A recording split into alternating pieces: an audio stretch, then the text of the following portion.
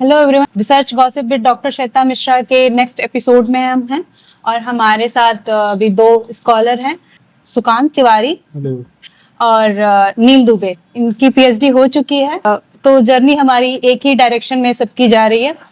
आज का हमारा जो टॉपिक है वो ये है कि कई बारी स्कॉलर हो या फैकल्टी हो या सामान्य व्यक्ति भी किसी भी तरह का, हम बैठते हैं, एक लंबी चर्चा हो जाती है किसी भी टॉपिक पे, लेकिन उसका एट द एंड कोई मीनिंग नहीं निकल पाता। तो हम आज के लिए इसी पे गॉसिप करेंगे। और जैसा कि मैं कहती हूँ, आप फिर से कमेंट करके बता सकते हैं कोई टॉपिक आपको लगे कि जिसपे हमें बात करनी चाहिए। तो सबसे पहले आपसे हम इंटरेक्ट करेंगे। जैसे हमने वही बात की कि कई बार हमारी लंबी बातचीत हो जाती है और उसका कोई मीनिंग नहीं निकलता। तो आपने ऐसा कई बार फील किया या आपको लगता है कि ऐसा किन किन मुद्दों पे अक्सर तर होता है? अक्सर होता ही है लगभग कभी मतलब जो हमारी बातचीत होती है तो अक्सर वही होता है कि कुछ भी बातचीत चल रही है, काम की बातें नहीं होती। और जब काम की मान लीजिए कोई इम्पोर्टेंट इशू पे भी बात हो रही होती तब भी वो उसका कोई आउटपुट नहीं निकल पाता है। उसका रीजन मुझे ऐसा लगता है कि लोग लिसनर से ज्यादा स्पीकर बनना चाह रहे हैं, कि सबको अपना पक्ष रखना है, पेशेंस कम होता जा रहा है। और दूसरी चीज ये हो जाती है कि मुझे सामने वाले को ना सुनना है ना समझना है कि सामने वाले का पॉइंट ऑफ व्यू क्या है। मैंने ये कह दिया मतलब कह दिया, यही पत्थर की लकीर होगी। तो इस ऐसे मामलों में क्या होता है कि दोनों का सेम माइंडसेट है, दोनों का भाई कि जो मैंने कह दिया वो कह दिया, तो इसमें विवाद उत्पन्न हो जाता है। इसलिए मुझे लगता है कि फिर कुछ आउटपुट निकलता नहीं, तो कुछ इसका मीनिंग निकल नहीं पाता। आप अपना इस पे कुछ?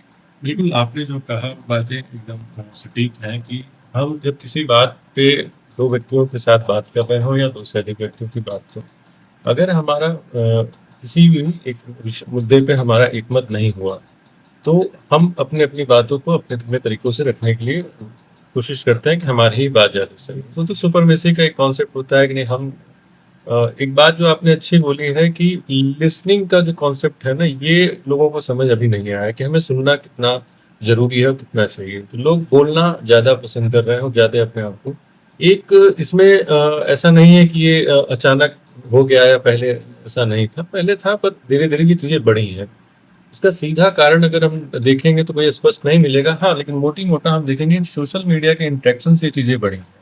आप किसी व्यक्ति के सामने बैठे हैं और उस व्यक्ति से के बारे में कुछ बोलना होगा तो शायद आप मतलब न बोले, ठहर जाए। अगर कुछ नेगेटिव बोलना हो, मन में आएगा रख लेंगे, लेकिन किसी ऐसे रैंडम व्यक्ति को जो किसी मान लीजिए इंस्टाग्राम या फेसबुक जो किसी अकाउंट पे आपने देखा, आपको अप्रिय लगा, तुरंत आप ऐसा कमेंट करेंगे कि जितना अधिकतम आप वहां लिख सकते हैं। क्योंकि आप एक तो ये एक बड़ा कारण है कि हमें जो एक्सप्रेशन हम दे रहे हैं उसके जो एनवायरमेंट है वो उसके कारक हैं। कि अगर हम सामने बैठे हैं तो हमारा रिस्पॉन्स अलग होता है, पीछे बैठते हैं तो उसका रिस्पॉन्स अलग होता है।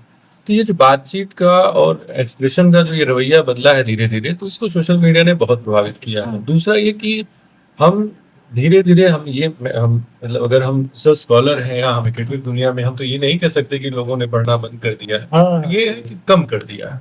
मोटे मोटे तौर पर हम ये कह सकते हैं। जो किताबें कम पढ़ेंगे तो सोचेंगे कम।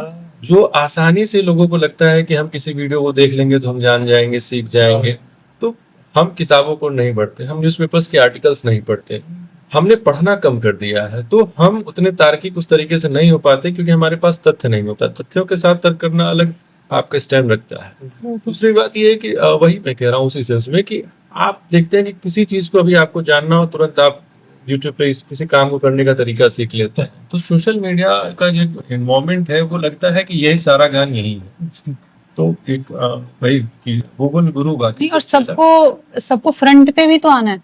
मतलब सोशल मीडिया ने ये कर दिया है, लाइक सब्सक्राइब वाला जो हो गया है कि सबको फ्रंट पे ही आना है। कोई ये नहीं चाहता कि हाँ हम बैकग्राउंड में रह के काम करें। और जबकि जो मेन वर्क होता है, चाहे हम जिस चीज कभी भी हम ये वीडियो रिकॉर्ड कर रहे हैं, जो मेन वर्क होता है एडिटिंग का और सारी चीजों का ही होता है। तो ये सारी चीजें भी कम हो रही है। और सोशल मीडिया ने, जैसे आपने बोला, ये बहुत ज्यादा प्रभावित किया है क्योंकि सबको अपनी आइडेंटिटी क्रिएट कर रही है सोशल मीडिया की वजह से। जी जी, एक वो है कि हम, ये होता है कि हम भी कुछ हैं। हाँ, ये वाला मसला कि हम थोड़े हैं, कैसे हैं, हमें उसका मूल्यांकन नहीं करना है, पर हम हैं और हम हैं तो हमें उसे बताना है, दिखाना है, लिखना है, वो चीजें करनी है। चचा विधायक है हमारे। वो तो एक अलग नहीं मतलब है। दिखाना है ना, ये, वो जो वायरल हुआ था वो एक व्यक्ति का ही वायरल हुआ था कि जो कि पिलर के और ऐसे जा रहा है कि उनके सानिध्य मिला ऐसे करके कि नेताजी के संग में, ठीक है, वो मतलब जबरदस्ती घुसते हुए, तो वही इमेज वायरल हुई थी। आज नेताजी से मुलाकात की और हाँ। सार्थक चर्चा हुई। सार्थक चर्चा हुई, बिल्कुल। ठीक है, तो ये चीजें हैं। तो इसका कारण भी है कि लोग इसको बहुत पसंद करते हैं, हाँ और उससे क्या होती है कि आपकी सामान्य व्यवहार जो लोग आपके प्रति करते हैं वो बदल जाता है। हाँ, आपकी पोजीशन को देख के सामने वाला आपके साथ कैसे व्यवहार हाँ, करेगा, कि तो बदल अभी एक सामान्य व्यक्ति अपना सामान्य पोस्ट डाल रहा हो, अच्छे नेचर्स, जैसे उन्होंने कहा कि पर्यावरण की बातचीत में भी हम लोग कर रहे थे, तो वहां अगर कोई बहुत ऐसी फोटो मिल जाए कि हम बहुत प्राकृतिक स्थानों पे पहुंचे जो बहुत आकर्षक है, तो हो सकता है कि उस आपके रीच बढ़ जाए, आपके लोग फोटो लाइक कर दें। बट अचानक आप किसी ऐसी स्थिति में आए कि नहीं, किसी बड़े राजनेता के साथ आपके बैक टू बैक 2-3 फोटोज आ जाए, तो आप देखेंगे कितनी संख्या आपके पीछे बढ़ जाएगी। हाँ लेकिन वो आपके फ्रेंड रिक्वेस्ट आपके बढ़ जाएंगे, आपको समझ ही नहीं आएगा कि रिक्वेस्ट किसका है, फॉलोअर्स बढ़ जाएंगे। हाँ तो ये जो आपने कहा कि चाचा जी विधायक हमारे, तो उसके पीछे ये है कि उनकी अपनी एक लालसा है कि हम हमारे फॉलोअर्स बढ़ जाएं, हमारे लोग बढ़ जाएं, हम कुछ विशेष अपने आप को बना लें। तो विशेष दिखाने और बताने के चक्कर में ही सारे प्रयास है, वही कि हमारे जानने वाले उनको जानते हैं, हाँ। वो वाला उसी का सारा खेल। वही खेल है। और पीएचडी हमें क्या करती है कि इन्हीं सब चीजों से दूर रखे रहती है, लेकिन इसमें भी कुछ लोग होते हैं कि जो अपनी पहचान बना लेते हैं, हम उनको भी जानते हैं, वहां भी जानते हैं, और जो है मतलब एकेडमिक वे में भी अपनी एक पहचान बनाने की। मुझे ऐसा पर्सनली ऐसा लगता है कि एकेडमिक्स से ज्यादा पॉलिटिक्स तो कहीं है ही नहीं। मतलब मैं तो कई बार कहता हूँ कि पॉलिटिक्स में इतनी पॉलिटिक्स नहीं है जितनी एकेडमिक्स में पॉलिटिक्स है। कारण देखिए उसके दो बेसिक है। इन्होंने कहा कि पीएचडी हम करते हैं, हमें, मैं यहाँ क्लियरफाई कर रहा हूँ कि आज मैं नहीं कह रहा हूँ कि पीएचडी नहीं हो रही है, हाँ। खराब हो रहा है, लेकिन अंतर है। एक जैसे कि बोलचाल की भाषा में हम लोग इस्तेमाल करते हैं कि हम पीएचडी कर रहे हैं। हाँ एक पीएचडी स्कॉलर जब ये कहता है कि मैं रिसर्च कर रहा हूँ हाँ या रिसर्च कर रही हूँ, तो उसके मायने वो समझता है। बिल्कुल बिल्कुल। हम आमतौर पे ये नहीं कहना चाहते, बचना चाहते हैं कि हम रिसर्च कर रहे हैं, हम कहते हैं कि हम पीएचडी कर रहे हैं। क्योंकि हम रिसर्च कर ही नहीं रहे हैं। वास्तव में कि रिसर्च से हम काफी दूरी है। हाँ। ऐसा नहीं है कि रिसर्च नहीं कर रहे हैं, पीएचडी भी आप करें, वो कम ज्यादा हो सकता है, पर करते हैं। बट एक्चुअल रिसर्च जो है, हाँ। हम फिर भी उससे कहीं ना कहीं दूर होते हैं। और बहुत आप देखिए कि कुछ ऐसे विषय हैं, सोशल साइंस के बहुत से ऐसे विषय हैं जिसमें आप लोक जीवन में सीधे प्रभाव नहीं डाल पाएंगे अपने हाँ। पीएचडी से या रिसर्च से। किसी भी विश्वविद्यालय के अगर 100 थीसिस आप उठा के देख लीजिए, उसमें से आप 10 थीसिस ऐसे उठा के दीजिए जिससे लगे कि लोक जीवन में या लोगों के जीवन में परिवर्तन ला रहा है। सोशल साइंस के साइंस तो अपना रिसर्च करें, केमिस्ट्री वाले कुछ नया बात खोजेंगे, आगे पीछे करेंगे, पता चला कि कुछ ऐसा रसायन मिल गया जो आप कुछ नहीं तो आपके दवा के काम आ गया। सही, आपके जीवन में जो आपने रिसर्च किया है, आप सिर्फ अपना उसे ज्ञानार्जन कर पाते हैं। थोड़ा एक अवसर मिलता है आपको कि और बहुत पढ़ लेते हैं किताबों पे, एक दृष्टि मिल जाती है। बट और लोगों के लिए जीवन में उसकी उपयोगिता क्या है, जब इस पे बात आती है तो लगता है कि हमें और मेहनत करनी चाहिए। अच्छा, अभी करंट में कोई किताब पढ़ी हो जिसको आपको लगा हो कि बताना चाहिए, उसका ऐसा आइडिया जो कि शेयर करना चाहिए, कोई किताब का? जैसे मैंने अभी थॉमस अल्वा फ्रीडमैन की किताब है, वो उससे हिंदी में अनुदित है कि अब दुनिया गोल नहीं। तो मैंने उस किताब को अभी फिलहाल मतलब शुरुआत ही किया है, ज्यादा उसके 3-4 पेज पढ़े। पर उस किताब थॉमस अल्वा फ्रीडमैन आप जानते होंगे, आप इनकी और भी कई किताबें हैं। तो मुझे लगता है उस किताब को कम से कम कम्युनिकेशन से बच्चों को, इकोनॉमिक्स के लोगों को, वो इतना सारगर्भित वो पुस्तक है कि जियो पॉलिटिकल, इकोनॉमिक्स, कम्युनिकेशन सबको समेकित करते हुए वो पुस्तक है। तो मुझे लगता है कि उस किताब के बारे में पढ़ना चाहिए। किस तरीके से भारत में दिखाया गया है उस किताब में, भारत के बारे में जिक्र करते हुए। हालांकि वैश्विक स्तर पे चीजों को उन्होंने बताया, दिखाया है, दुनिया के और विदेशों की बात की है। भारत के संदर्भ में जब उस किताब में बात करते हैं फ्रीडमैन, तो वो एक तरफ दिखाते हैं कि बेंगलोर में एक सिटी है, सिलिकॉन सिटी, और वहाँ पे जो उसका ऑफिस है, उसमें कंपनी है, डेटा कंपनी, बहुत बड़ी मल्टीनेशनल कंपनी है, नाम से भूल रहा हूँ। तो एक वो कल्चर है बाउंड्री के अंदर की। तो जब घुसते हैं अंदर तो वहाँ गेट पे जो गेटमैन रुकता है, पास होता है, इतना टेक्नोलॉजी उनकी इस्तेमाल होता है कि आप गाड़ी से एंट्री करते हैं तो वो क्यूआर स्कैनर अपने आप कर लेता है, सीधे उसका बैरियर उठ जाता है, फिर अंदर जाते हैं। तो इतने लेवल के वहाँ प्राइवेसी और सुरक्षा को लेकर माने थे। ठीक उस बाउंड्री के 200 मीटर की दूर की उन्होंने व्याख्या जब की, उन्होंने कहा कि यहाँ झुग्गियाँ हैं, यहाँ की व्यवस्था है। तो मैं इस बातों पे मैं इसलिए जोर दे रहा हूँ कि एक ही चीज में, एक ही किताब में, एक ही संदर्भ में उन्होंने कितनी चीजों को समेकित करते हुए लिखा है। तो हमें तो एक तो ये है कि हम उस किताब को ढंग से पढ़ लेंगे तो हमें लिखना भी बहुत हद तक समझ में आ जाएगा कि किसी चीज को लिखें कैसे। और दूसरा ये है कि आप जब कई विषयों के बारे में जब आप जान लेते हैं, तब आपकी लेखनी का जो वो स्वर होता है वो बिल्कुल अलग होता है, बहुत समृद्ध हो जाता है। कि कभी कभी क्या होता है कि हम किसी एक विषय विशेषज्ञ तो हो जाते हैं, पर जब हम प्रेजेंटेशन उसका देते हैं तो वो और लोगों को प्रभावित इसलिए नहीं कर पाता क्योंकि और लोग उससे कनेक्ट नहीं कर पाते हैं।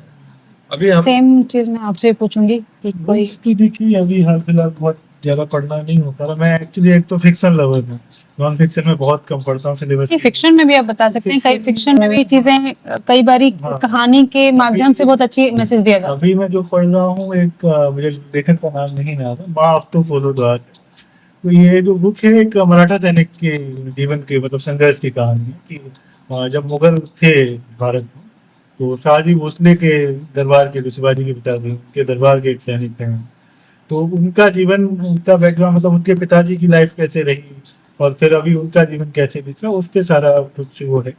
तो उसमें तमाम जो अभी चल रहा है उस टाइम भी चल रहा था, कैसे पॉलिटिक्स के लिए और मतलब क्या कहते हैं सत्ता के लिए लोग अपने घर वालों का भी कत्ल करवा दे रहे हैं, अपने पड़ोसी का कत्ल करवा दे रहे हैं। तो ये सारी चीजें उस बुक में हैं जो कि आजकल की सोसाइटी में चल रही है, ऐसा मुझे लग रहा है। क्योंकि लोग केवल अपना फायदा देखने जा रहे हैं कि मेरे फायदे के लिए अगर इनका नुकसान हो रहा है तो मैं करवा दूंगा। और अभी भले ही ये मेरे जानने वाले नहीं, मेरे जानने वाले होंगे तो हो सकता है मैं उनका भी नुकसान करवा दूं।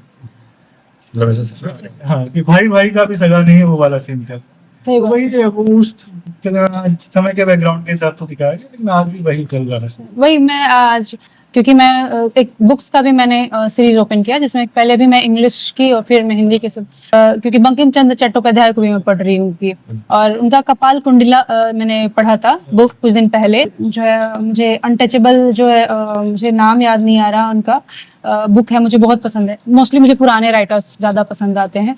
तो जैसे मेरा रिसर्च है डीप फेक पे चल रहा है, उस पे डीप फेक हाँ नहीं पता फर्स्ट को बता दीजिए। हाँ, तो डीप फेक बेसिकली ये होता है कि एआई से वीडियो जनरेट करते हैं।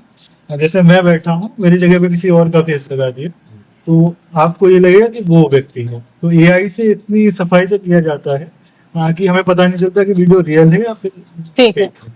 हाँ, मोदी जी के भी वायरल हुए और भी कई सारे लोग थे। सबसे पहले कंगना रनौत का इंडिया में वायरल हुआ है हाल फिलहाल, उससे पहले मनोज तिवारी का भी वायरल हुआ।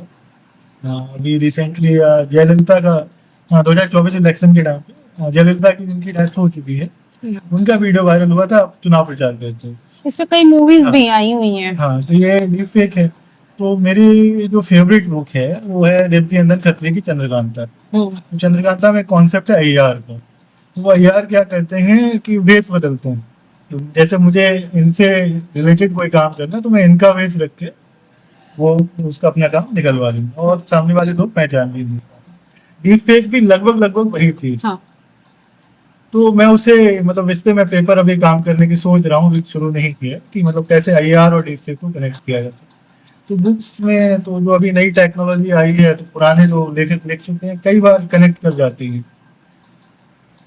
नहीं तो वही चीज है ना कि अगर हम किताबें पढ़ते हैं हाँ। तो हमारी जो कन्वर्सेशन होगी वो मीनिंगफुल होगी। ठीक है, आज का टॉपिक ही हमारा ये है कि मीनिंगफुल कन्वर्सेशन कैसे होते हैं। जैसे अभी हमने जो भी बात की, जिस भी टॉपिक पे बात किया, जो हमने डाइवर्सिटी भी रही, बावजूद एक कहीं ना कहीं इसका कंक्लूजन कुछ निकलता है। बट कई बार हम बैठते हैं, बात करते हैं, घंटों गॉसिप हो जाती है, लेकिन उसका कोई मीनिंगफुल नहीं होता। और एक बहुत सामान्य ये चीज हो गई है आज के टाइम पे कन्वर्सेशन में, चाहे वो एकेडमिक में बैठ के कन्वर्सेशन कर रहे हो या घर पे या किसी ऑफिस में कन्वर्सेशन कर रहे हो। तो जब चाय पे चर्चा शब्द दिया गया था तो वो मीनिंगफुल कन्वर्सेशन के लिए ही दिया गया हो। बिल्कुल लेकिन अब चाय पे चर्चा केवल इनफॉर्मल कम्युनिकेशन बिल्कुल जिसका कोई औचित्य नहीं। सही बात। जब हमें बकैती करनी होती है तो हम चाय पे चर्चा करते हैं। हाँ ये चाय पे चर्चा का कॉन्सेप्ट बहुत पुराना है, गली में, चौराहों हाँ। पे, गांव में भी, वहां पे लोग कैसे, एक ऐसा स्थान जहाँ पे कुछ लोग अपने घरों से आगे इसमें एक बढ़ते चीज मैं और ऐड करना चाहूंगी कि जहाँ पे हम गॉसिप या जो लाइट कन्वर्सेशन, जिसको अनमीनिंगफुल कन्वर्सेशन भी हम कह सकते हैं, इसमें लोग जो है शब्दों की मर्यादा का भी ध्यान नहीं रखते। उनको लगता है कि शब्द कुछ भी हो सकते हैं। एक सामान्य जो गॉसिप होती है या कन्वर्सेशन होती है, वहां पे शब्दों का जो चुनाव होता है बहुत अलग तरीके का हो गया, और इसे लोग कूल की तरह से प्रेजेंट करते हैं कि हाँ हम इस तरीके के शब्दों का उपयोग करते हैं। तो ये तो कई बार ये डिपेंड करता है कि किस क्षेत्र के बारे में ऐसी चीज हो। हाँ मतलब वो अगर वो अभी जैसे कि आप एक महिला स्त्री हैं, लड़की है, आप शायद एक ठीक है परिवार में है, तो एक हमारा अभी भी अगर जो बैकग्राउंड है वो संस्कारी है, उस पर ज्यादा जोर देता है, तमाम चीजें हैं। बट यही अगर आप दिल्ली में चले जाए, मोस्टली मतलब फिर भी मैं अपवाद छोड़ सकता हूँ कि 10% वहां भी, लेकिन एक अगर जो आप देख पाएंगे कि जो लड़कियों की वहां की भाषा हो गई, बेंचो, मतलब मैं उसको आधा ही बोल रहा हूँ क्योंकि हम सोशल मीडिया पे गाली नहीं दे सकता, मैं ये सांकेतिक रूप में बोल रहा हूँ। तो वो जो बेंचो शब्द है वो गाली का संकेत है, तो बहुत आसानी से ये खराब हो गया, लाइट कट गई, ये टूट गया, वो उसके पहले जोड़ देंगे। हाँ। वो उनका है। आप बनारस से ले जाइए, हाँ। फिर आपको लगेगा कि मतलब बिना गाली यहाँ शुरुआत नहीं होती, कोई बात नहीं होती। वो उनका वो स्कॉलर्स में बहुत ये चीज एज से जोड़ दी गई कि आपके शब्द अच्छे तब होने चाहिए जब आप बहुत बूढ़े हो या फिर आप बहुत रूढ़िवादी हो, ये चीजें, और ये सोशल मीडिया ने किया।